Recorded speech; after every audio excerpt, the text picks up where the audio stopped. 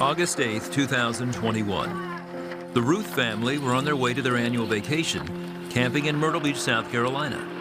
As always, they prayed before getting on the road. And we just pray for traveling mercies, that we would be a bold witness, for everybody that we come in contact while we're out and on vacation and everything else. Almost 2 hours into the trip, they stopped for gas and a bite to eat. While there, the father, Mike, and their oldest daughter stayed at the gas station as the mom, Paris, started across a busy intersection with their younger children. After crossing the first 2 lanes safely, Paris and Calais stopped when they saw oncoming traffic. However, Fisher didn't look and stepped in front of an oncoming car. I saw what was about to happen and I said, "Fisher, look right." And he was thrown into the air. He landed on his head. He landed in a crumple. I thought to myself, the thought crossed my mind, you just watched your son die right in front of you. Frantic, Paris called 911. By now, Mike and Rebecca had run to their side. You go immediately to thinking the worst. What would he look like? Would I be able to talk to him? He was anguishing and pain and crying, and it's a time that you realize there is nobody but God that can help you at that point. I was just praying and begging God for his life and just saying, please don't take him from me. The paramedics arrived within minutes. After stabilizing Fisher, they put him along with his mom in an ambulance and headed toward McLeod Regional Medical Center, a Trauma 1 facility. By now, friends, family, and their church had been told to pray for Fisher. I wanted to let him know we had many people praying for him. And then the other thing that was really on my heart, I said, "Fisher, I love you." In the ER, doctors' biggest fear was that he'd suffered severe brain damage.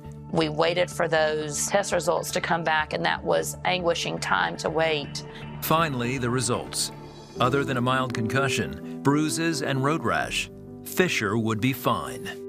There was no broken bones, no skull fracture, no brain bleed. There was no problem shown on the CT scan. Just never say thank you enough to God that we're able to all be together and that we still had Fisher with us. I just started thinking about the goodness of God in our life. All the glory, all the credit, everything was to him. 7 hours later, Fisher was released. Although bandaged up, in some pain and a little foggy, he and the family were able to continue their vacation. After a couple of days' rest, Fisher was enjoying all the activities he loved. He even went swimming. I realized how much worse it could have been and what I was protected from, and I was thankful to God that I was alive and that I was able to go on vacation still. As I looked at him, I just kept going back to the goodness of God in that there were so many things that had to be aligned for him to be able to be standing there like he was. Since then, Fisher has completely healed and has no residual effects from the concussion. Police reports would later conclude the car was going almost 30 miles an hour and he was thrown 15 feet in the air before landing on his head. The doctors said it was a miracle he survived. Prayer definitely had something to do with me just being okay.